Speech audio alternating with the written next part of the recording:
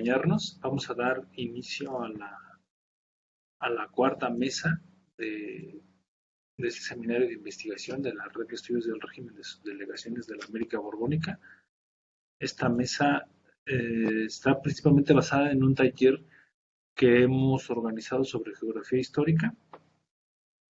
Y pues en primer lugar le voy a dar la palabra a la doctora Concha Gavira para que nos presente su trabajo.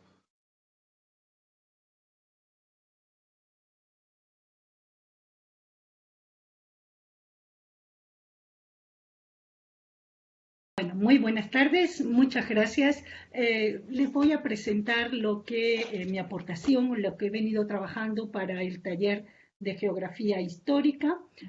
Ha sido pues más de un año en este trabajo, en esta aportación que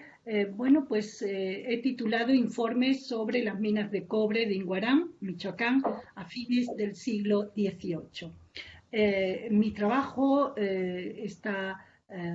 estructurado en un estudio introductorio que tiene como 15 o 16 páginas y la transcripción de los siguientes documentos.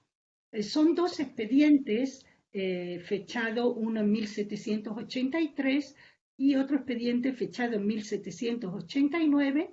los cuales contienen 4 informes sobre las minas de Inguarán, sobre la producción de cobre en Michoacán, que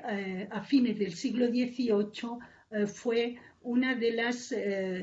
los intereses de la corona de forma más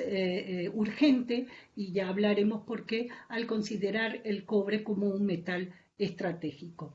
El expediente fechado en 1783 está realizado, uno por el ingeniero José Coquet Gallardo y el otro informe está realizado por Joaquín Velázquez de León y básicamente está comentando el informe del ingeniero José Coquet. El otro expediente, fechado en 1789, un poco más posterior, pues tiene un informe realizado por Frank Fischer, uno de los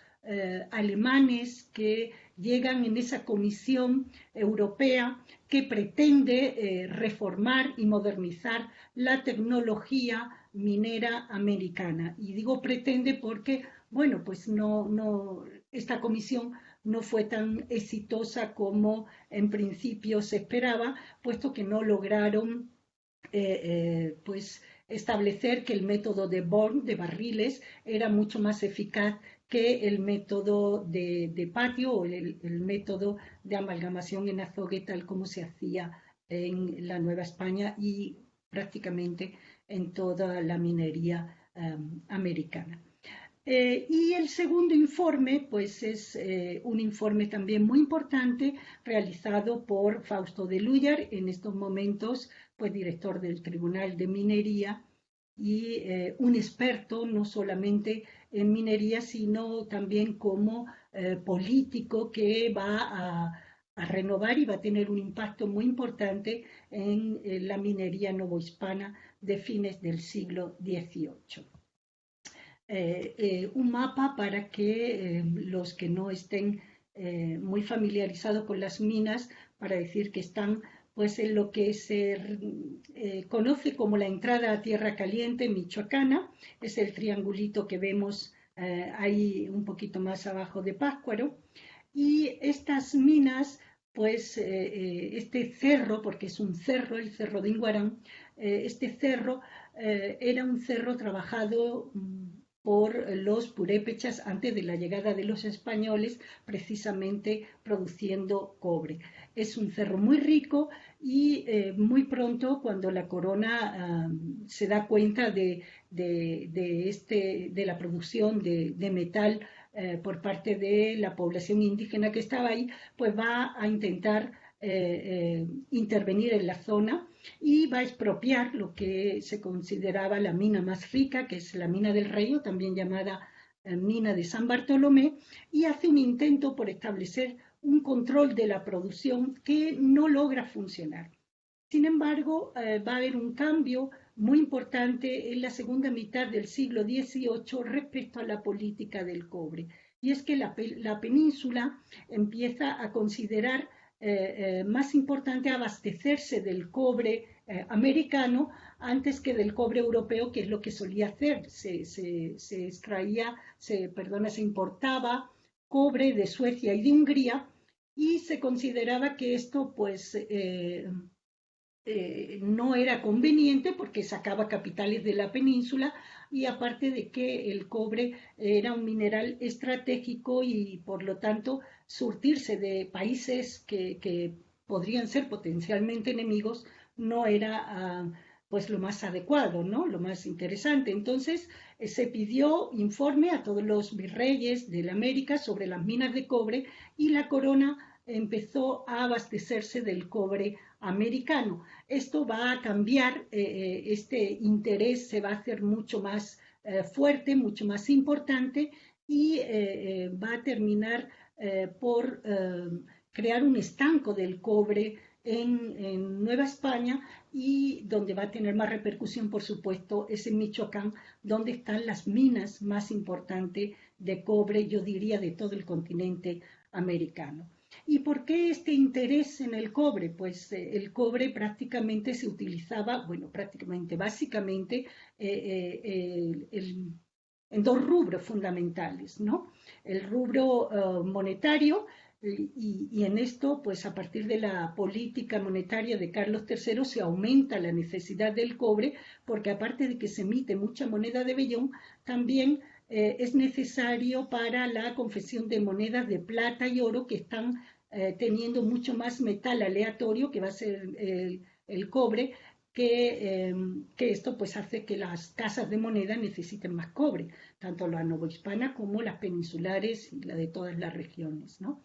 Y la política armamentística, que también sabemos que va a recobrar una gran importancia a fines del siglo XVIII y entre otras cosas, bueno, pues el recubrimiento de los cascos de los navíos con planchas de cobre, por ejemplo, algo que empiezan a hacer los ingleses y que después copian los españoles y los franceses, pues también va a requerir cada vez más cantidad de cobre. El caso es que el cobre se convierte en un metal estratégico para la corona y cada vez demanda más cantidad de cobre, a tal punto que en 1780 se decide crear un estanco y este estanco consiste en que toda la producción de cobre tiene que llevarse a tres cajas reales, la caja de Valladolid, la caja de la Ciudad de México y la caja de Veracruz. Y desde allí la corona decide que se va hasta la península y que se queda en la Nueva España. En estas situaciones, las tres cuartas partes del cobre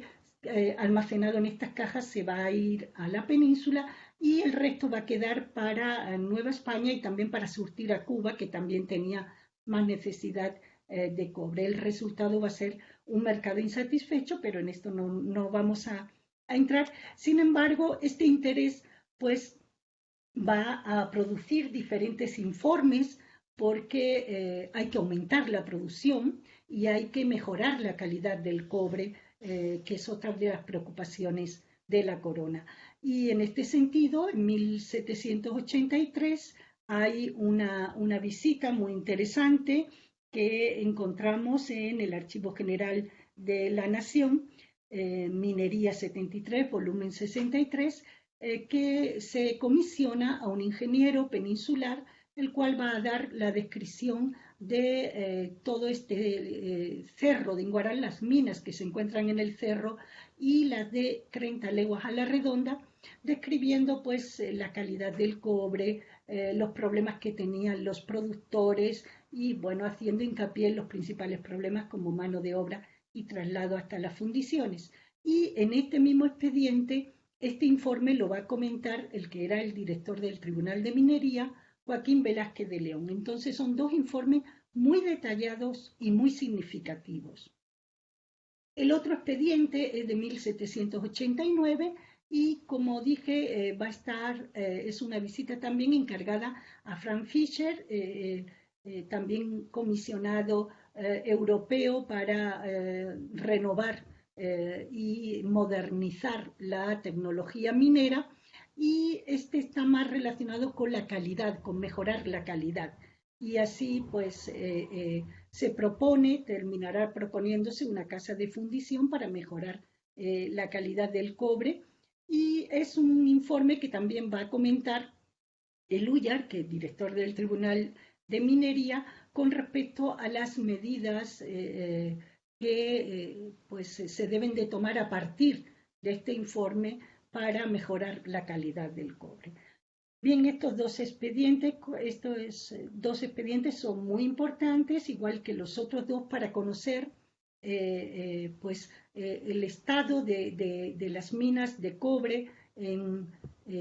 Michoacán, y que representa pues un sector que cada vez está cobrando más importancia, y por tanto el interés y la intervención de la corona pues va a ser muy contundente, y va a propiciar obviamente esta información que para nosotros los historiadores obviamente va a ser muy útil para conocer un metal que la historiografía hasta cierto punto pues ha dejado más marginado pues en comparación con la producción de otros metales como la minería de la plata y del oro.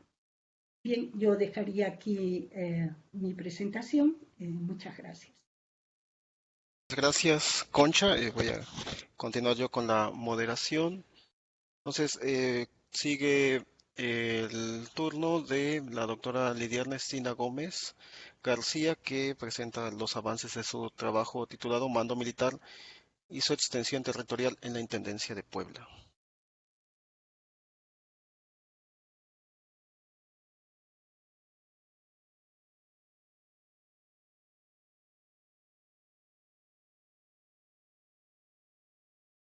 El expediente transcrito y analizado es una selección de entre 1088 imágenes del legajo ubicado en el Archivo General de Simancas.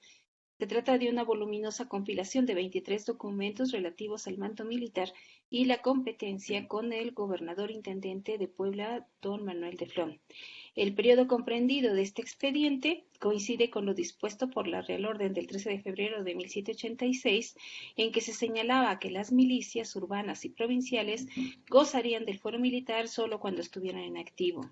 Sus causas solamente podían ser conocidas por un coronel, quien las juzgaría sin intervención de un tribunal o juez, y con posibilidad de apelación a la Capitanía General.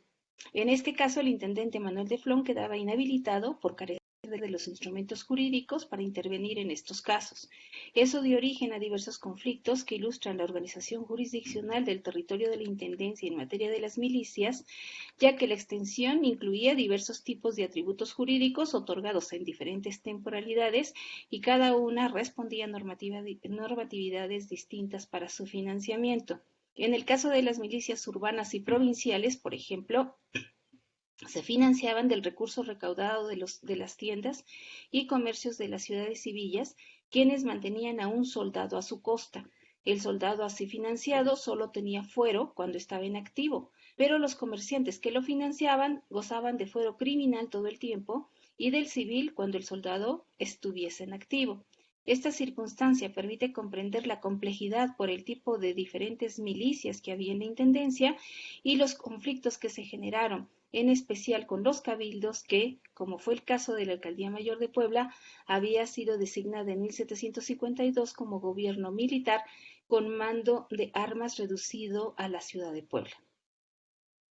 El proceso que da inicio a este expediente se remonta al año de 1788 y se prolonga hasta el 91. Consiste de un total de 23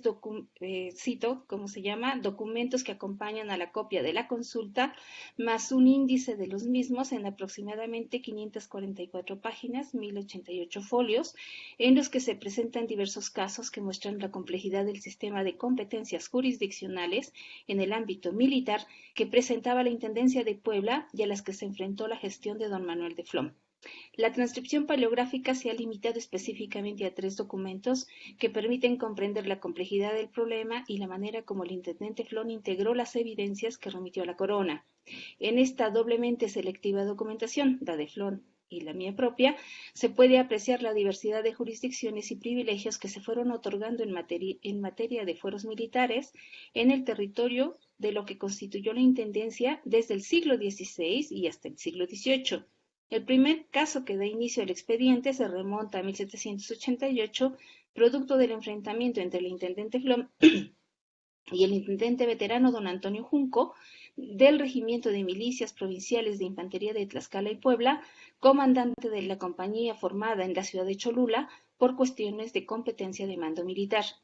El motivo es la ejecución de justicia llevada a cabo por el teniente Junco como de ámbito militar al despojar por la fuerza a un inquilino, al desalojar por la fuerza a un inquilino de una casa que pertenecía a 2 soldados milicianos de la compañía de Cholula,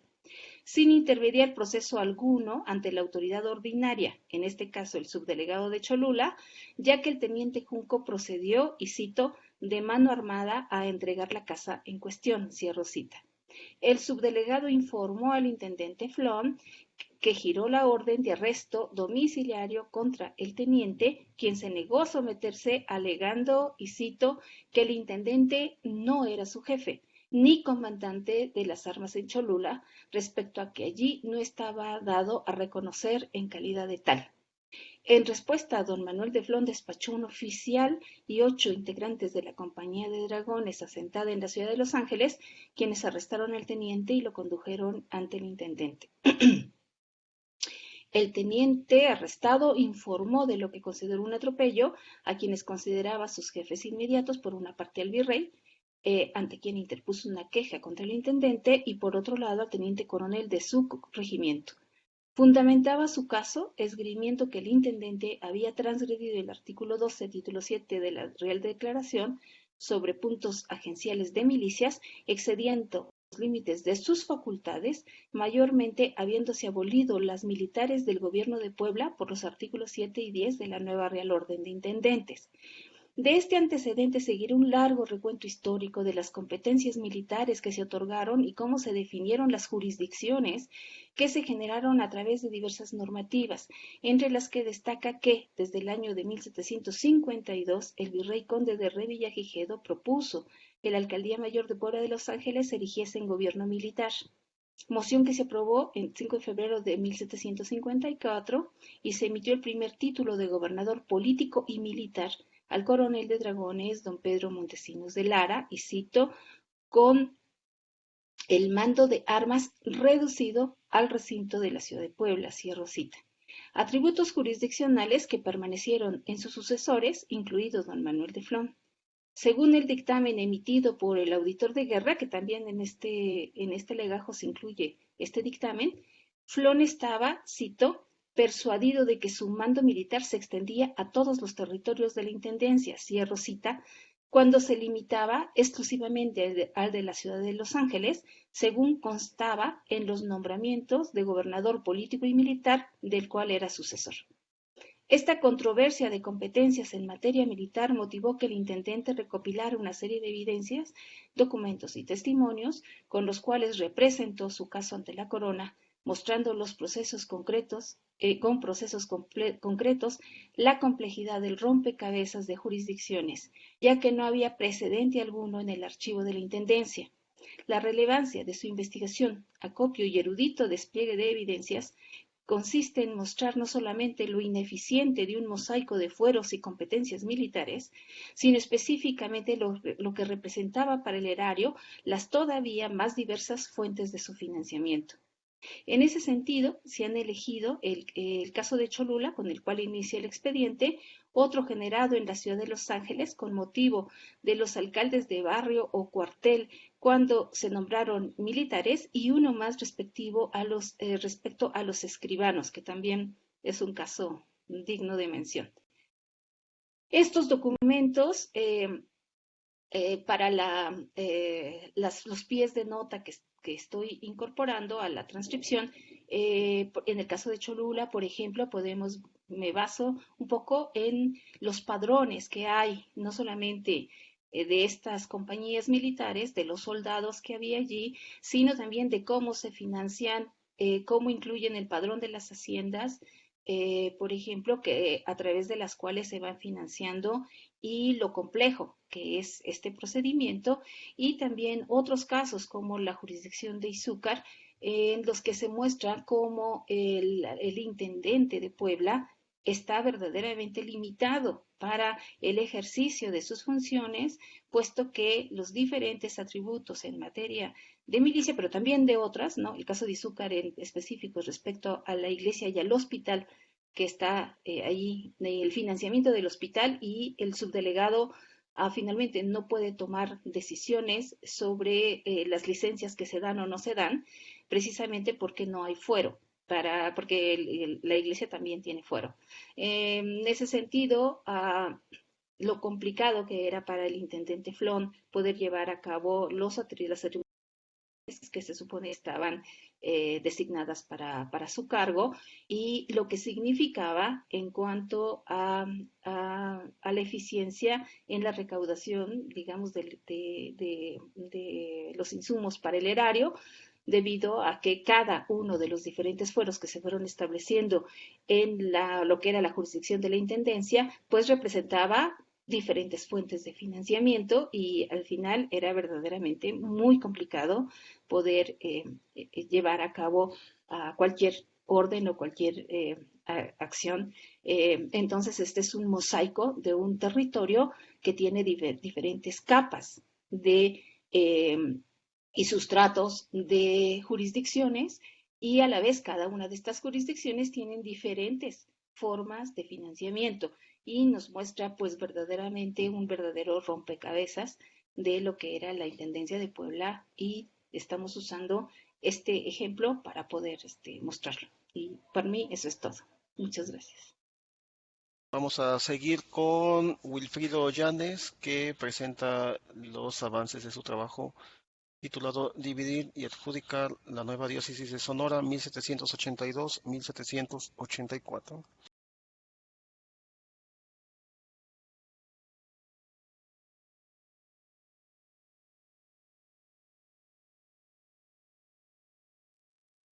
Gusto saludarlos nuevamente en esta actividad. Igualmente, como veo que hemos sido puntuales en lo que concretamos en la última reunión, yo igual fui de los que propuse ser concreto y pretendo hacerlo de esa manera, dado que esta es una síntesis de lo que presenté en la anterior ocasión, y justamente el título, Dividir y adjudicar, resume fundamentalmente de lo que trata el documento que yo he propuesto para nuestro ejercicio en el taller de Geografía Histórica, y quisiera comentar lo siguiente de manera puntual. El documento que seleccioné para trabajar en el taller de Geografía Histórica, siguiendo la premisa de conocer y entender el antes y después del espacio de las reformas borbónicas, los planes y resultados y acciones y reacciones en torno a ellas, fue localizado en el archivo histórico del Arzobispado de Durango y consta de 258 fojas, e igual que en el caso de la doctora Lidia Gómez,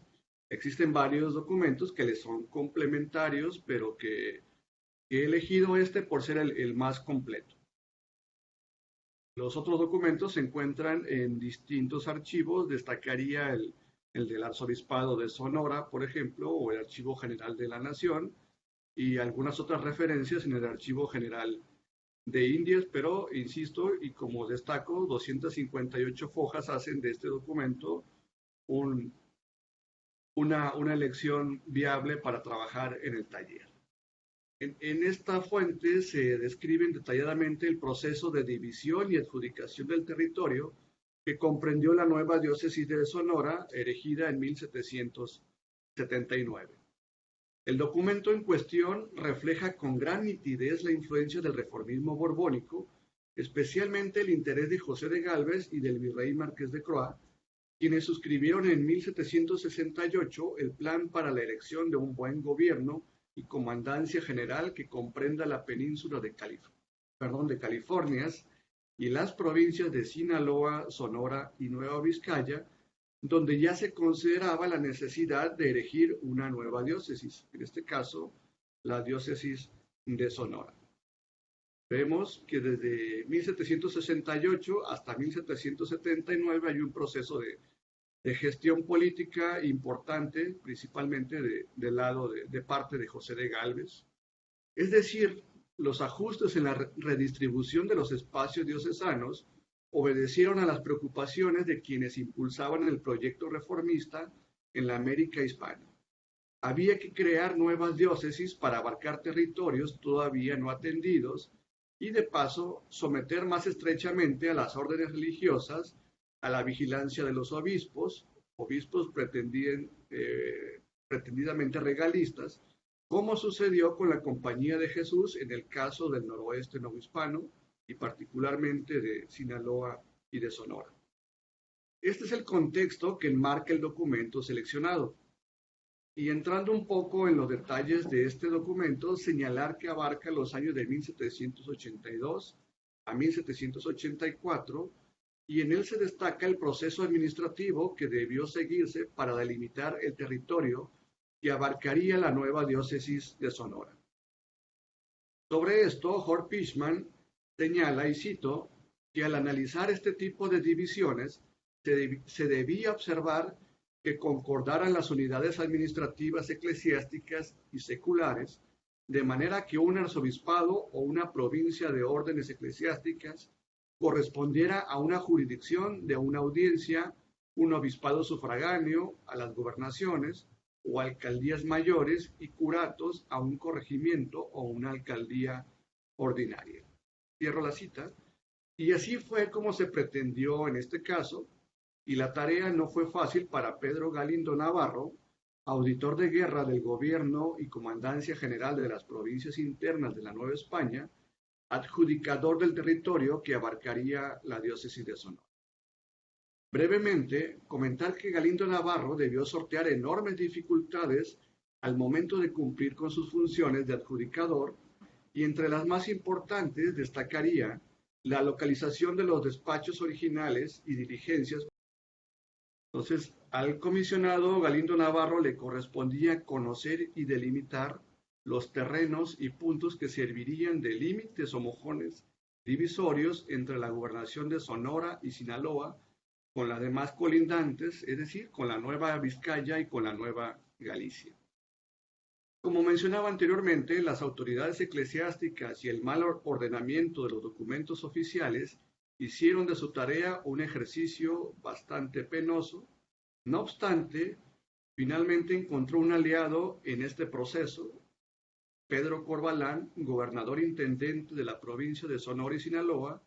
de 1770 a 1787, quien terminó por ofrecerle el auxilio necesario a nuestro personaje en cuestión y le permitió, o más bien le compartió un documento que él mismo había localizado en el Archivo General de la provincia, pero que en realidad poco le sirvió al adjudicador para definir con claridad las colindancias entre las provincias, de manera que Corvalán, realmente generoso con Galindo Navarro, le ofreció la información que cada uno de los justicias conrayanos, dice el documento, es decir, limítrofes, pudieran aportarle sobre, y cito, los términos que separan esta gobernación de las indicadas, Nueva Vizcaya y Nueva Galicia, con expresión de sus nombres,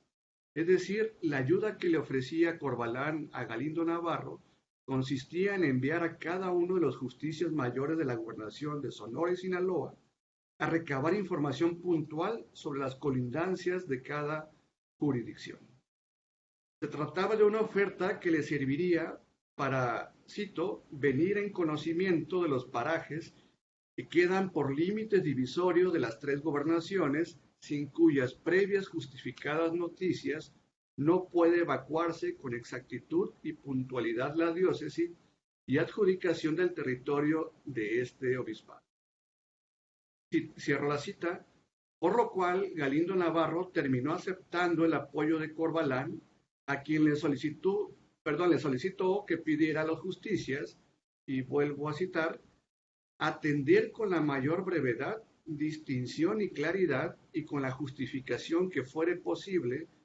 para que, calificada por este medio su certeza, se eviten en el señalamiento de límites de la nueva mitra los perjuicios, dudas y pleitos que de lo contrario pudieran ofrecérsele en lo sucesivo con las comarcanas o limítrofes, sobre la extensión de sus jurisdicciones y al mismo tiempo sepárense iguales oficios de los señores regentes de la Real Audiencia de Guadalajara y gobernador de la Nueva Vizcaya, para que se sirvan remitir las mismas circunstanciadas noticias de los parajes divisorios de sus gobernaciones con la parte que confinan con la de Sonora y Sinaloa. Cierro la cita. El largo itinerario de consultas inició el 17 de noviembre de 1783 con el Justicia Mayor y Capitán de Guerra del Real de Nuestra Señora del Rosario, José Antonio de Mena, quien se encargó de convocar a 5 vecinos que pudieran ofrecer referencias sobre lo que el comisionado había solicitado. A partir de ahí, el documento se vuelve muy fino en los detalles y no quisiera más que referir un ejemplo de ello, que dice lo siguiente. El primero de estos testigos fue don Vicente Gagiola, quien dijo, y cito, que como dueño que es de la hacienda La Bayona, sabe que en su propia tierra corre el río conocido por de las Cañas, el mismo en donde termina esta alcaldía y por consiguiente conoce que es la última de este gobierno y divide también el reino de la Galicia y obispado de Guadalajara, quedando de esta banda, de aquel río, las fábricas de la misma hacienda y caminando para el sur, los ranchos de Cuapinole, Laguna Grande y los Júmates, y a corta distancia se entra en las marismas y mar. Y por el viento norte se halla el rancho del Tacote y pueblo del Caimán, que uno y otro reconocen a la alcaldía de Acaponeta, perteneciente a la Galicia, por estar unidas estos dos últimos parajes a la banda y en su orilla al indicado río de las Cañas. Cierro la cita. Este tipo de referencias son las que vamos a encontrar a lo largo de aproximadamente 120, 130 fojas, es decir, la referencia que acabo de reseñar es la colindancia, la última, el punto de colindancia entre la Nueva Galicia y la provincia de Sonora y Sinaloa, y ya como nos dimos cuenta en la referencia, es de manera muy puntual. Y así vamos a encontrar desde la punta sur del actual Sinaloa hasta el norte del actual sur de Estados Unidos, de Arizona, que es lo que abarcaba en aquel momento la provincia de Sonora y Sinaloa. Y así sucesivamente, cada uno de los alcaldes mayores de la provincia de Sonora y Sinaloa consultaron en sus respectivas jurisdicciones con ancianos y personas vecinas del lugar sobre los datos que Galindo Navarro necesitaba para cumplir con el encargo de establecer la división y adjudicación del nuevo obispado de Sonora. Un apoyo que resultó fundamental en el proceso de adjudicación del territorio que comprendería la nueva diócesis de Sonora. Aquí me lo he saltado, pero lo quiero referir al final. En este proceso, el primer obispo de Sonora debió de haber participado en el proceso o en el procedimiento, pero al declararse con mala salud, no acompañó a Galindo Navarro en este procedimiento. Finalmente se trata, como advertí anteriormente, de un documento muy extenso, muy detallado, pero que perfectamente nos puede llevar al menos a un par o un tercio de discusiones importantes. Referiría a una a la que nos invita claramente Marcello Carmagnani, cuando dice que sobre la forma simplista y la falta de problematización de la organización de los espacios americanos, principalmente en las historias generales, nos dice Carmagnani, este tipo de estudios claramente puede pensarse desde esta óptica. Ya decía, podemos claramente desde 3 ópticas muy puntuales hacer un análisis a mayor profundidad de lo que en datos ofrece este tipo de documentos. Un segundo referente de análisis, y esto lo quiero traer a colación porque la doctora Valentina Irolo fue lectora de este trabajo en su momento, es lo que plantea la doctora Irolo, quien propone una discusión cercana a la de Carmagnani, pero con un matiz que creo le fortalece la propuesta. Valentina propone un estudio de la región eclesiástica, es decir, que debe entenderse como un espacio que incluye y articula las distintas agencias eclesiásticas con las del entorno político y social en un análisis que se centra no en un recorte geográfico, económico, cultural o político, sino en la articulación y las redes establecidas por los agentes. Es decir, Valentina nos invita a pensar el espacio desde una óptica política donde los actores e intereses de quienes participaron en este proceso de deslinde se pongan de manifiesto, y creo que es una propuesta que claramente puede desarrollarse. Yo hasta aquí la dejaría. Agradecer su atención. Bueno, continúa Luis ahora. Luis nos va a presentar el avance que tiene en el trabajo que tituló Configuración Territorial por Procesos Agrícolas en Veracruz. Y pues bueno, adelante Luis, por favor.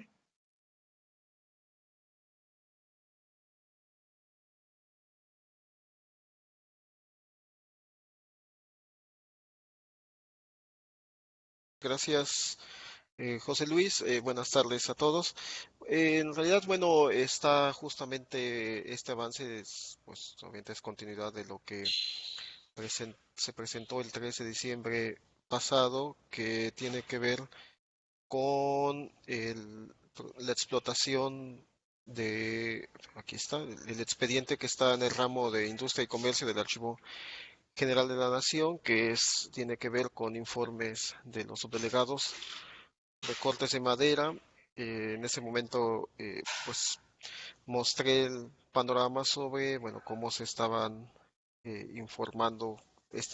acerca de esta actividad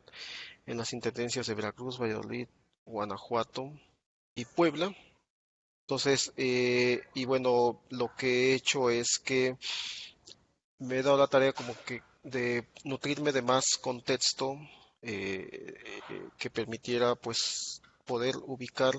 no solamente a nivel normativo, es decir, de dónde procede esta necesidad de la corona por conocer el uso y aprovechamiento y conservación de los recursos silvícolas, sino que también, bueno, saber cuáles son las otras disposiciones que paralelamente están también, pues, surtiendo efectos, ¿no?, en diferentes intendencias de la Nueva España. Entonces, esto me ha permitido, bueno, identificar otras fuentes, son complementarias, digamos, la fuente central es este informe sobre cortes de madera, pero que permiten precisamente conocer, pues, un poco más a nivel más amplio, cómo estaban surtiendo efectos, y justo lo que decía hace rato el doctor Ira de Gortari, las disposiciones que están situadas en la causa de policía de la Real Ordenanza de Intendentes, aquí la tenía yo abierta, que justamente lo que ordena a los intendentes es justamente velar, bueno, ya se me movió aquí, pero entre otras cosas era con la conservación de los bosques, recopilar información acerca de los recursos minerales, de los suelos, de la actividad comercial. Entonces, creo que esto a lo que voy avanzando es a tener pues una perspectiva más amplia. Ahorita voy a dar lectura entonces a algunos avances. Eh, entonces, la disposición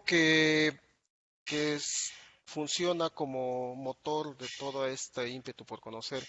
el uso y aprovechamiento de los recursos madereros en la Nueva España es la Real Cédula del 7 de diciembre de 1748, la cual fue la columna vertebral de la política forestal que la monarquía española aplicó en sus dominios durante los años subsecuentes. Se justificaba esta cédula por el grave perjuicio que sufría la causa pública por la poca observancia de leyes y pragmáticas concernientes al aumento y conservación de plantíos y montes. Entonces, esta falta de aplicación se atribuía pues al descuido de los justicias al momento de ejecutar los mandamientos y aplicar las penas correspondientes, las cuales se encontraban establecidas desde tiempos de los reyes católicos. Dentro de las principales disposiciones de la Real Cédula de 7 de diciembre de 1748 se encontraban que se delegaba a los corregidores hacer cumplir la ordenanza dentro de sus jurisdicciones. También buscaba que las ordenanzas de los pueblos integraran un mismo método, ley y modo de gobierno en materia de cortes en madera. También todos los vecinos estaban obligados a criar, plantar y sembrar en los montes y tierras baldías, pues eran diversos los frutos que se obtenían del aprovechamiento de los bosques. También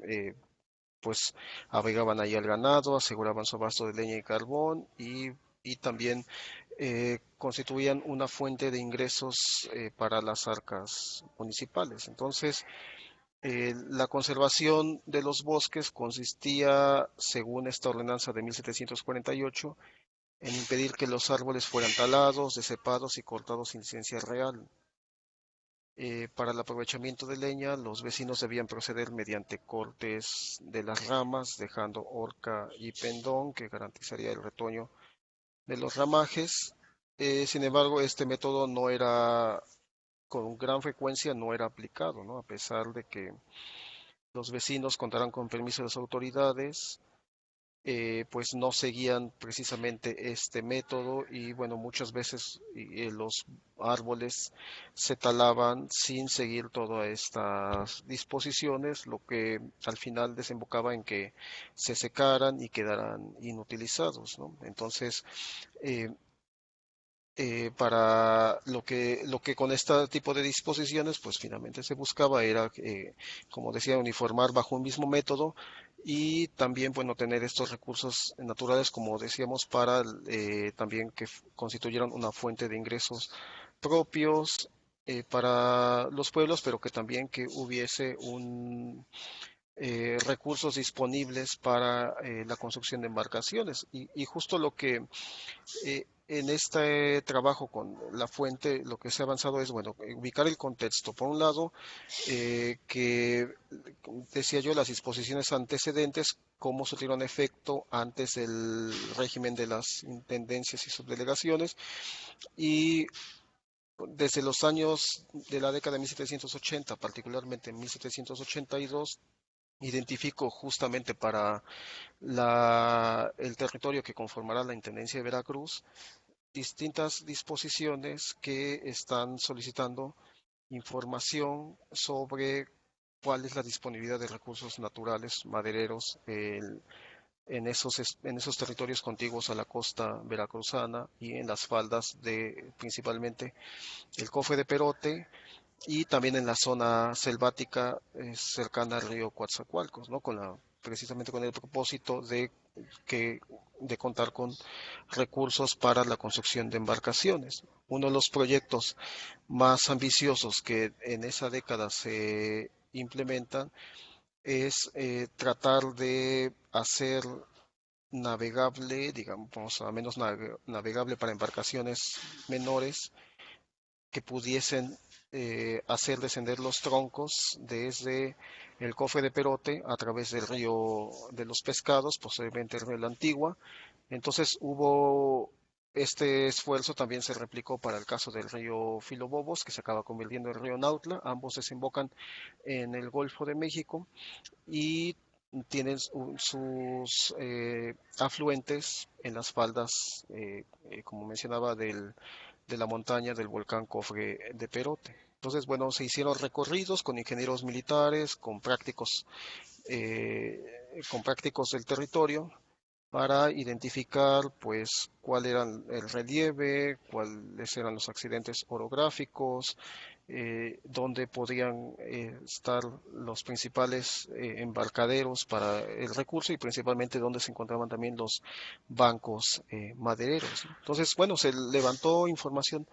muy copiosa, pero bueno, finalmente el costo de una obra de tal envergadura, se empezaron a hacer presupuestos de cuánto iba a costar corregir todas las, digamos, las imperfecciones de los meandros del río La Antigua, y bueno, se desestima el proyecto y se opta eh,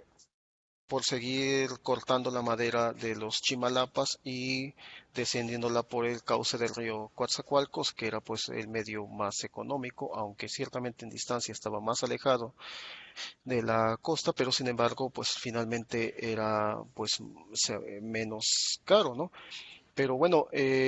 dentro de este contexto, que es justo lo que me interesa también abordar, es que vemos otras disposiciones que también están surtiendo efectos. No precisamente sobre conocer el aprovechamiento de este recurso silvícola, pero sin embargo identificar cuáles son las principales producciones agrícolas, qué tipo de ganado se produce, qué tipo de metales se están también extrayendo. Y aquí hay dos documentos que me están sirviendo mucho de apoyo. Uno es el que procede del Archivo Histórico de Hacienda, que, que se forma a partir de eh, noticias estadísticas que remitieron los intendentes de cada una de las intendencias novohispanas al Consulado de Comerciantes de Veracruz en el año de 1803, que precisamente se hace a partir de la necesidad de identificar pues cuáles eran estos ramos de producción. Entonces ahí se cuenta con información muy amplia que permite pues tener ya el panorama más amplio de económicamente pues cuáles eran las principales actividades productivas que estaban dinamizando a la economía de las intendencias y dónde estaban ubicadas, ¿no? Los informes, por ejemplo, de la provincia del intendente eh, de Guadalajara que envían son pues sumamente detallados, los mismos los informes de Veracruz, tenemos los informes de Puebla. Aquí cabe señalar que en el caso estos son fuentes que están apoyando para tener un panorama más amplio en torno a también cómo está funcionando, o sea, en la práctica, este principio de policía, que es, bueno, también conocer cuáles son las riquezas, los recursos con los que cuentan el territorio. Entonces, con esto podemos tener un panorama mucho más amplio sin perder de vista que, bueno, la fuente central es sobre los recursos madereros, pero que sin embargo estamos viendo que a la par pues está fluyendo mucha información en torno a diferentes ramos de producción, de explotación y de comercio. Y la otra fuente procede del archivo de Indias, que es, bueno, es una fuente corta, pero que también permite tener como una fotografía del año del primer semestre de 1807 que da cuenta sobre, bueno, cuáles son los fenómenos climáticos y cómo estos están afectando también las actividades productivas de las intendencias novohispanas. Entonces, a través de informes de los subdelegados, se están presentando, bueno, en cada una de las subdelegaciones, cuáles fueron los principales eventos meteorológicos y estos, bueno, al final, cómo pudieron afectar también el, estas producciones, ¿no? A lo que me interesa cerrar o llevar finalmente este análisis es justamente en observar pues cómo se materializan, al final hay una suma de esfuerzos que se materializan en información pues de carácter podemos llevar ya preestadístico que permiten pues conocer las riquezas con las que contaba la Nueva España, ¿no? No son propiamente todavía esfuerzos quizás tan sistemáticos, pero sí ya hay un panorama pues más amplio sobre pues cómo más adelante se podría justo ver, ¿no? Cómo se conforman espacios a partir de estas actividades productivas, ¿no? Que es como está el título de la presentación, pero bueno, esta es una primera etapa donde el análisis ahí se va a concentrar. Y bueno, pues yo con esto estaría terminando esta parte de mi presentación. A continuar ahora, vamos a cerrar esta mesa con la presentación de José Luis Cautel, eh, la renta del tabaco en Valladolid.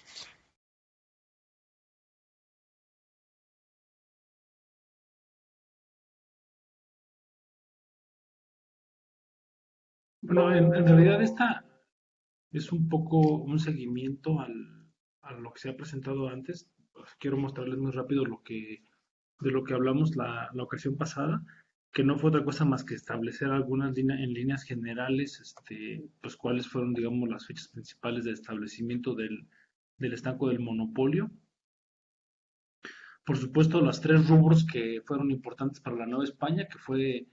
la siembra o cultivo, producción de la hoja del tabaco, que como saben se establecieron áreas exclusivas, principalmente entre la zona de Veracruz y Puebla, la manufactura, o sea, las fábricas, y obviamente el consumo, ¿no? Vamos, porque como estanco, una vez que se establece, pues se trata de controlar estos tres rubros completamente,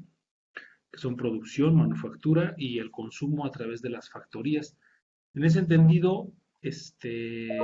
las, la función que tenían, digamos, las administraciones era obviamente controlar principalmente la factoría en algunos casos, y en general, pues el consumo, ¿no? A través de a través de los estancos, de las administraciones y los diferentes estancos, ¿no? Entonces, en este caso, el que a mí me interesa o el que el documento, que es básicamente estos informes que surgen a raíz, digamos, de la gran impronta de acumulación de información que se genera por los informes que pide el segundo conde de Revillagigedo, es el que se da para la Intendencia de Valladolid o para la Administración de Valladolid, que va a comprender pues varias intendencias, ¿no? Y una serie de fielatos, así muy rápido, que bueno, pues son más o menos todo este territorio, y que pues eso nos ha llevado a hacernos una diversidad de preguntas sobre las funciones que va a tener, iba a tener que iba a tener pues esta nueva administración, ¿no? Porque la parte importante de esto es que se traslapan a la administración de rentas de tabaco, se le traslapan, digamos, tres jurisdicciones, en este caso, cuatro jurisdicciones de intendencias. Y por efectos de la aplicación de la Real Ordenanza de Intendentes, los artículos 77, 79 y el 254, pues los que tienen la obligación de acompañar en las cuentas mensuales y de tener las funciones de la jurisdicción contenciosa en la materia es el intendente con el auxilio de los subdelegados, ¿no? Entonces, esto pues ocasiona, por supuesto, una serie, digamos, como de nuevas facultades o facultades no previstas en la ordenanza de intendentes para los subdelegados. Y la pregunta en sí, además del estudio de este documento y de ver cómo se distribuye o cómo se organiza esta renta territorialmente, es qué tenía que ver o hasta dónde tuvo que ver con la formación de las intendencias o qué implicaciones tenía para la formación de las intendencias, ¿no? Entonces, derivado de eso, pues lo que he hecho en digamos, para enriquecer esta parte, pues fue tratar de rastrear en qué partes o en qué sitios, mejor dicho, en qué materias tienen que ver o tuvieron que ver los administradores del tabaco, ¿no? En relación con los subdelegados, por supuesto. Y lo que me he encontrado es que la interacción aparentemente es muy pequeña, pero termina por ser pues también vital la presencia de estas factorías o de estos estancos. En primer lugar, porque la Real Ordenanza de Intendentes siempre, o sea, establece una preferencia alrededor de los administradores del tabaco para ser nombrados subdelegados. Es decir, se genera como una especie de prelación, y el haber sido nombrado, el haber sido, digamos, factor o el haber sido administrador del tabaco, pues sí, se establece como una razón de preferencia para obtener una subdelegación. No obstante, aunque hay algunos, por ejemplo, encontré algunos casos en Valladolid de algunos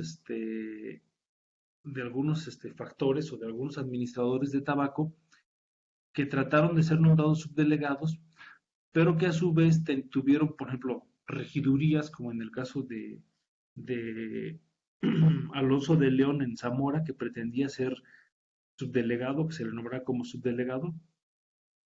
pero lo que le impidió que fuera así era que era regidor, no que fuera administrador de la renta del tabaco. Eh, y hubo muchos otros casos en los que se ponen las ternas que había sido administrador de la renta del tabaco y esto por lo general les sirvió, digamos, para ser elegidos en la terna. No sé si, bueno, ya hemos hablado de esto antes, pero, pero les recuerdo que se establece como un sistema de ternas después de una Real Cédula de 1792 para el nombramiento de los subdelegados y por lo general se mandan las ternas con su, vamos a decirlo así, su pequeño currículum y ahí pues se señalan, digamos, todos sus méritos, ¿no? Y en general los administradores de rentas reales, principalmente los del tabaco o los del tabaco que aparecen más, pues terminan siempre por tener como una preferencia, ¿no? Esto muy seguramente también tiene que ver con la relación que van a establecer ellos porque están bajo la vigilancia constante de intendentes y subdelegados porque mensualmente tienen que entregar la renta firmada por el juez territorial y en este caso pues quien lo va a hacer van a ser los subdelegados y los intendentes, así también nos lo reporta por ejemplo algunos subdelegados como por ejemplo José María Barca en Valladolid, que lo pone dentro en una solicitud que hace para que se le extienda su mandato, lo pone dentro de las actividades que tiene, o sea, señalando cuáles son las tareas que realiza. Y pues es revisar estos inventarios, obviamente, revisar los almacenes y pues dar su visto bueno para las cuentas y los inventarios que sean que se tienen que hacer mensuales, ¿no? Que tienen que ser firmados por ellos. Y pues con seguridad se establece o se fortalece como esta red, ¿no? No obstante, no es lo único, sino que también se convierten, y esto yo creo que esta familiaridad institucional, digamos, abonaría a la idea de que el gobierno se empieza a ver ya como más sistematizado, porque también constantemente los administradores del tabaco o de la renta del tabaco van a fungir o como testigos o como auxiliares para la obtención de pruebas o para la obtención, digamos, para instaurar causas de investigación, principalmente cuando se quejan de los subdelegados. Entonces, si no hay un subdelegado cercano, le piden a los administradores del estanco que funjan como auxiliares para este tipo de causas, ¿no? Para que lleven ellos la diligencia, la notifiquen y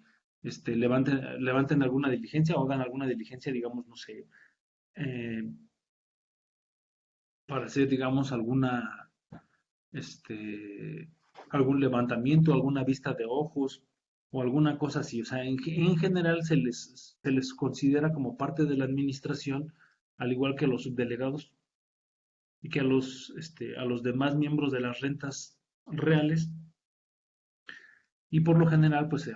se apoyan en ellos para culminar, digamos, o para llevar a cabo este tipo de expedientes, ¿no? También. Aunque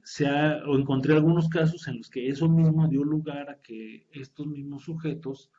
pues aprovecharan estos mandatos para cometer algún abuso, ¿no? O sea, por supuesto, como debe de ser, ¿no?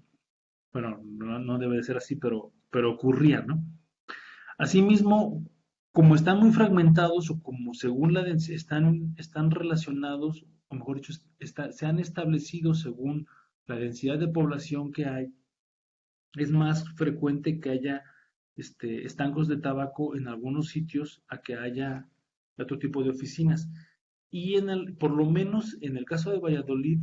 en el reagrupamiento, porque Valladolid, les comento o les recuerdo que son originalmente 10 alcaldías mayores que se van a convertir casi en 30 subdelegaciones. Bueno, Charo ahí y la capital de Valladolid se hacen 30 jurisdicciones.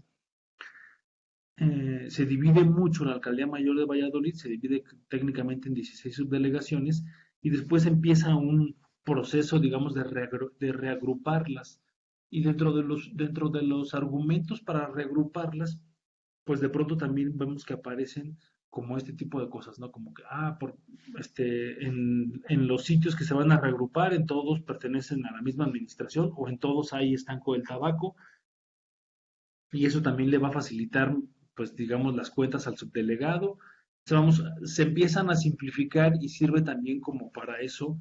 o juega también un papel importante en el reagrupamiento, la presencia del estanco del tabaco, que básicamente su administración podríamos decir que o su presencia constituye también una fuente de ingresos, pero también una fuente de obligaciones para los subdelegados. No es lo más común, también revisé eso, no es lo más común que por este concepto del ramo de tabaco los subdelegados cobren. Solo encontré en un par de casos, y en el caso de Valladolid fue el caso de Tlalpujahua, en donde el subdelegado reporta ingresos por ese ramo. En todos los demás se ve que están nombrados fieles del tabaco o administradores, y en general no reportan ingresos por este ramo, ¿no? Más bien los reportan cuando hay algún asunto contencioso, porque tienen que cobrar, no sé, según el arancel, pues por hojas escritas o por leguas recorridas para llevar a cabo las diligencias, pero no en sí por el ramo, ¿no? Eh, otro asunto o mejor dicho, otro tema que me resultó de mucho interés y que creo que lo incluyo ahora ya en esta parte, es que la geografía del estanco del tabaco va a formar también como una parte muy interesante a la hora de que detona la guerra de independencia. Porque el propio José María Morelos,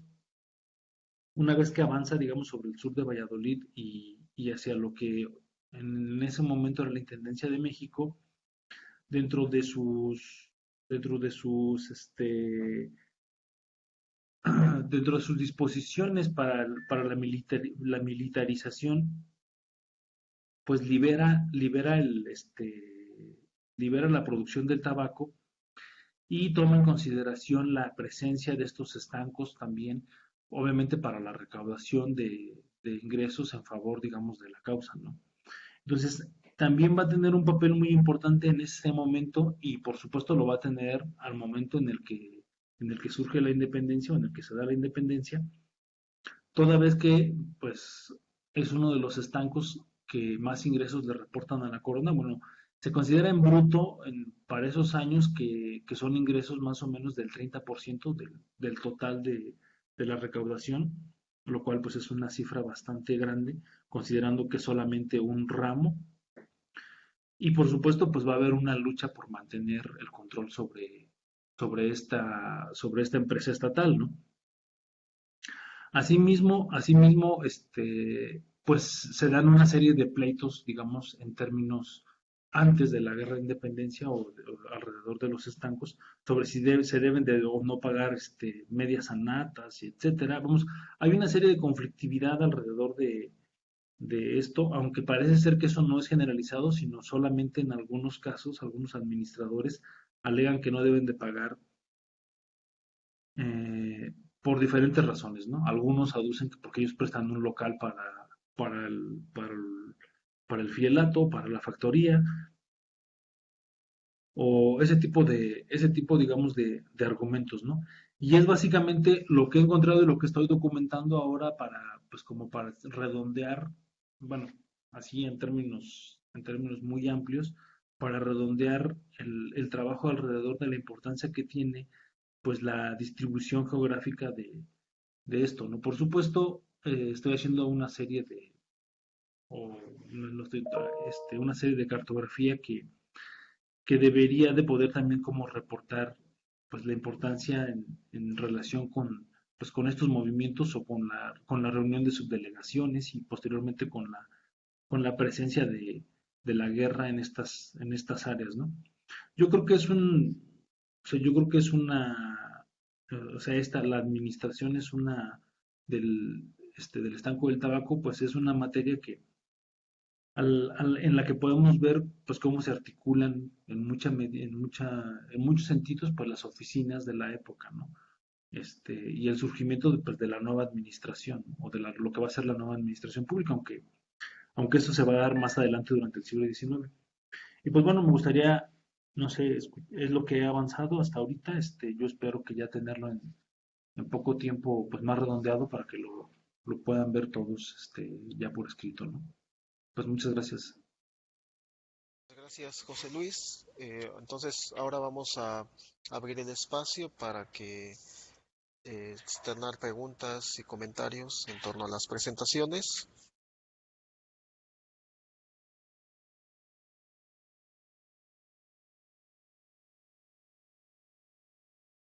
Sí, Oye, no, sí, pues adelante. simplemente para felicitarnos a los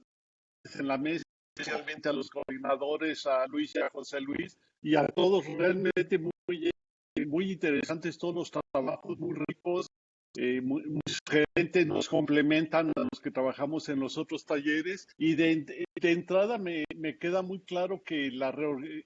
que en este taller se da una muestra de cómo la reorganización político-territorial tiene incidencias muy directas y muy estrechas con el control de los recursos, tanto naturales como humanos, y los conflictos de competencias jurisdiccionales, ¿no? En el de Sonora, la diócesis, la nueva diócesis, pues, todos los conflictos y la problemática, y en el caso de Puebla, ¿no? Pues los choques de competencias jurisdiccionales. Eh, en el tema de Lidia, pues es súper interesante y llamar la atención para todos los miembros de la red. Estos conflictos de competencias jurisdiccionales resultan expedientes enormes y muy ricos porque no solo citan distintas disposiciones legales vigentes en la época que luego es muy difícil ubicar. Ahí se da cuenta de la tal fecha, la real ordenanza, no sé qué, la instrucción, el reglamento. Entonces, no solo se da cuenta de eso, sino también de la doctrina. Tal autor dijo esto, eso Lozano Pereira ya mencionaba, una revisión muy completa, las costumbres y los usos de los lugares y la forma en que están interpretando y aplicando. Entonces, pues para todos llamarles la atención que donde vean un conflicto de competencias jurisdiccionales, pues no tenerle miedo al tamaño porque suelen ser muy grandes, pero son muy ricos y se ven cosas que es imposible verlas por separado. O sea, si uno trata de hacer el trabajo que está haciendo Lidia, yéndose directamente a las disposiciones legales, a la doctrina, a los usos, a las costumbres, a todo eso, jamás podría tener esta visión. Es cómo interpretan, cómo aplican, cómo se da. Es, es súper rico, ¿no? Luego con lo de el tabaco y la madera, bueno, pues cómo se está, cómo la relevancia de estos, ¿no? La mina, la relevancia. Me gustaría preguntarle a Conchas, ¿qué otros lugares en América había de tanta relevancia, digamos, para el... Y si se puede pensar que hubo también inspecciones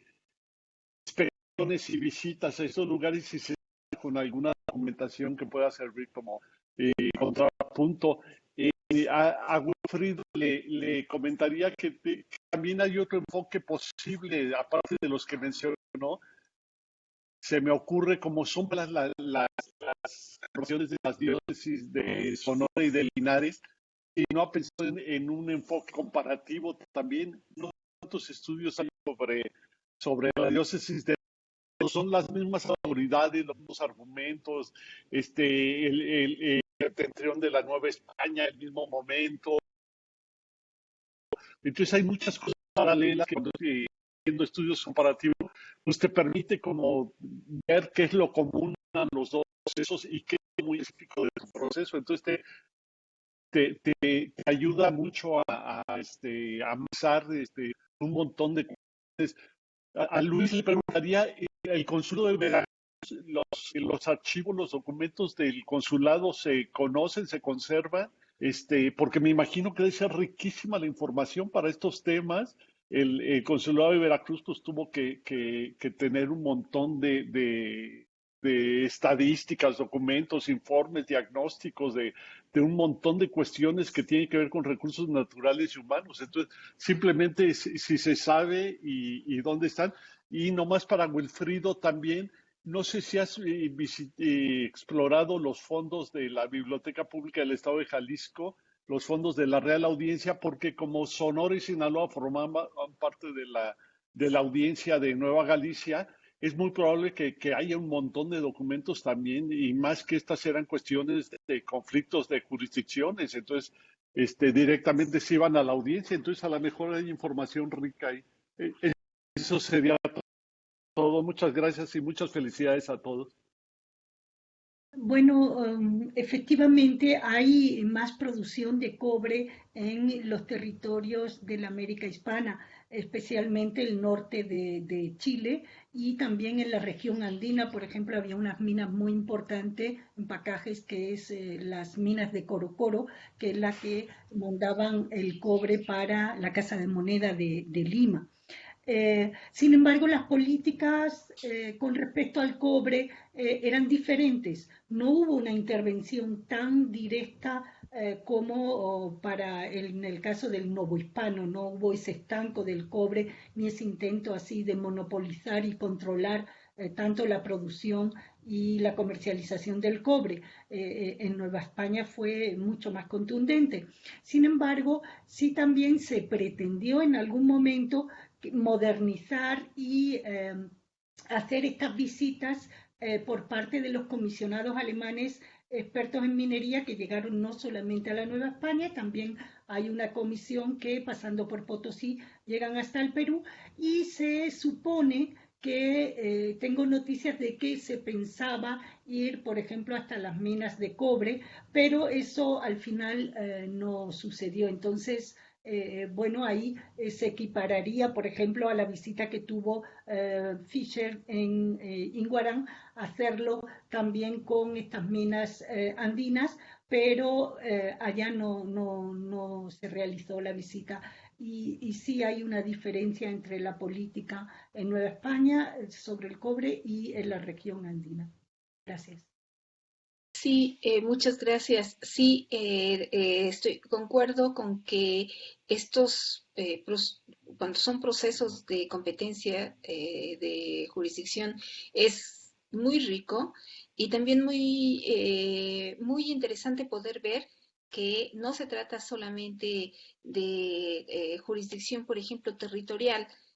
sino que tendríamos que verlo así como en un plano de estos que se usan mucho ahora para 3D, de cómo construyen las casas, ¿no? En donde podemos ver no solamente el territorio en plano, sino sobre todo en 3D los diferentes estratos que hay, es decir, lo complicado de mirar el territorio en 3 dimensiones, el territorio de cómo se aplica una ordenanza. Y ya que eh, esto va a sentar las bases sobre las cuales se va a fundar después el Estado Nacional, porque realmente sin esta transición hubiera sido verdaderamente muy difícil establecer después lo que va a suceder en el periodo nacional. Esta etapa verdaderamente va a funcionar como digamos, este cascabeleo y reincorporación y reajuste de estos pequeños eslabones que finalmente van a poder ser concretados de manera más puntual ya en el siglo XIX. Pero creo que sí, mirarlos en su dimensión, no solamente de si fueron exitosos o no, que creo que esto es importante, pero creo que en realidad no lo es tanto, sino más bien en cómo realmente este periodo va a ser una transición que sienta las bases, que funda a los elementos a nivel local, a nivel chiquito, a nivel de estas pequeñas eh, problemáticas, van a ir asentando paulatinamente con sus muchos conflictos, pero los van a ir asentando de lo que va a suceder ya en el periodo nacional. Yo creo que un tránsito directamente del régimen que existía en el siglo XVII hacia la independencia hubiera sido tremendamente complejo si no consideramos este periodo en donde realmente se dan estos ajustes a nivel micro, ¿no? Y se van generando no grandes éxitos, sino pequeñas batallas para generar nuevas realidades que permiten la incorporación de lo siguiente. El doctor Rafael Diego, porque puso, como decimos acá en México, el dedo en la llaga con respecto a lo comparativo. Y en efecto, doctor Rafael, el obispado de Linares, que se erige en 1771, forma parte de la misma estrategia política de la cual se deriva el de Sonora, que se erige en el 79. Y quisiera decir que es curioso, pero no se trata de simplificarlo y llevarlo al plano de lo curioso, sino que realmente quien se encarga de delimitar el obispado de Linares es un viejo conocido, muy amigo de José de Gálvez, Rafael Rodríguez Gallardo, que por tierras sinaloenses y sonorenses tuvo una amplia e importante presencia y fue un personaje a quien se le encargó la delimitación del obispado de Linares, y en este caso forman parte de una misma estrategia política. De ahí que siempre ha sido de mi interés marcar esa vinculación entre el obispado de Linares y el de Sonora, porque en efecto, básicamente la misma argumentación para la erección de este obispado de Linares se emplea para la erección del obispado de Sonora. Y si nos vamos un poco más a los detalles, los primeros obispos de ambos obispados corresponden a la política reformista que encabezaba José de Gálvez y el grupo de impulsores del reformismo borbónico en la América hispana. Y en escala, cuando decía que puso el dedo en la llaga, es porque desde mi doctorado tuve una experiencia fallida en términos de comparación entre el Río de la Plata y Sonora y Sinaloa, la intendencia. Entonces tuve que quedarme con Sonora y Sinaloa, pero la espina con respecto a la comparación sigue vigente. Y justo estamos tratando de armar un proyecto comparativo con respecto a la erección de los obispados en ambos extremos de la América hispana, porque justo tanto el obispado de Buenos Aires como el de la Nueva Vizcaya cumplen 400 años ahora en 2021. Entonces, no es fortuito tampoco eso. Entonces, hay ciertos elementos que pueden perfectamente trabajarse de manera comparativa, mucho más allá de esta referencia muy genérica que les ofrezco, sino que hay detalles todavía mucho más puntuales para poner en diálogo entre ambos extremos de la América española del periodo. Y con respecto al archivo de la Real Audiencia, el archivo lo conocí desde que hacía mi tesis de licenciatura, con un tema que usted conoce perfectamente, porque la doctora Claudia Gamiño lo retoma con mucho más profundidad, por supuesto, sobre un caso de excomunión en Mocorito, Sinaloa, de 1800 a 1808. Es el caso que se promueve ahí en la Real Audiencia, justamente, y que en mi tesis de licenciatura yo de una manera muy, muy simple lo retomo para cumplir con ese ejercicio de investigación. Pero lo que más encuentro para el caso del Obispado de Sonora y Sinaloa en la Real Audiencia es lo que tiene que ver con el reemplazo de la Compañía de Jesús por los franciscanos y la conflictividad que se genera en esa transición, que de hecho la expulsión de la compañía forma parte del mismo proceso de reajuste, en este caso de la diócesis de Sonora, y que forma parte del paquete de cambios que se están promoviendo, pero fundamentalmente es la presencia franciscana la que se encuentra en el archivo de la arquidiócesis, no, de la Real Audiencia, perdón. Pero también hay elementos que creo pueden ser muy útiles en ese archivo para documentar esta conflictividad que a mí me interesa mucho al momento de delimitarse los obispados. y ahí creo que hay bastante información con respecto a la parte colindante con el obispado de Guadalajara. Entonces, perfectamente es otro archivo que viene a enriquecer y a fortalecer lo que ya tengo localizado para Durango, para Sevilla, para Sonora y para el Archivo General de la Nación aquí en México. Entonces, es un proyecto que yo estoy prácticamente esperando que se propone en el seno de la red para ver qué decido hacer a partir de lo que yo deba entregar con ustedes y pueda crecerlo a partir de todas estas informaciones que están alrededor de lo que voy a entregar con ustedes. Y como decía, además, esta propuesta de armar un proyecto comparativo con el Río de la Plata y el norte de la Nueva España. Agradezco al doctor Rafael que siempre me permite ampliar un poco más lo que expongo. Gracias. Bueno, pues yo creo, pienso que ya no tenemos como mucho tiempo para abundar en el asunto este del tabaco, pero espero que podamos pues mostrar un poco más como esa interacción. A mí básicamente lo que me interesa es como esta jurisdicción traslapada y la interacción de oficinas, ¿no? Que se va a dar alrededor de esto, ¿no? Y, y obviamente pues mostrarlo en esta dinámica territorial que yo creo que se junta también con otras circunstancias como la formación de las haciendas locales posteriormente, que creo que es algo muy presente una vez que surge el Estado Nacional y se empiezan a formar los estados.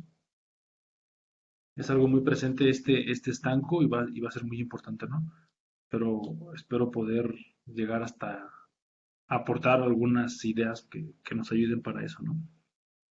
Y pues bueno, no sé si tú, Luis, tengas algún otro comentario sobre tu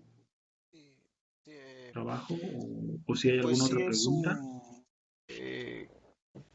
quizás nada más para puntualizar la información de archivos, si hay un flujo de información muy importante en este periodo final del 18, primera década del 19, pero como tal un archivo del consulado no existe, pero sí están dispersas, ¿no? En memorias, en el archivo histórico de Hacienda, Industria y Comercio, en el archivo municipal de Veracruz y en el archivo de Indias, que incluso existe una compilación de Javier Ortiz de la Tabla sobre informes y memorias del consulado de Veracruz desde su formación hasta que desaparece. La última memoria es de 1822, entonces donde, bueno, ahí se recogen un sinnúmero de propuestas de reforma, pero que se alimentan de toda la información que está fluyendo, que se está recopilando y que están aquí en las fuentes, pero bueno, ya ellos ya la procesaron y después de su lectura proponen por dónde qué es lo que se tiene que reformar. Pero bueno, pues es lo que puedo precisar. Les agradecemos mucho la presencia en esta cuarta mesa de este seminario de investigación. Los invitamos mañana a las 10 de la mañana para seguir con la quinta mesa sobre estudios posopográficos alrededor de sus delegaciones. Pues nos despedimos si no hay más, ¿no? Muchas gracias.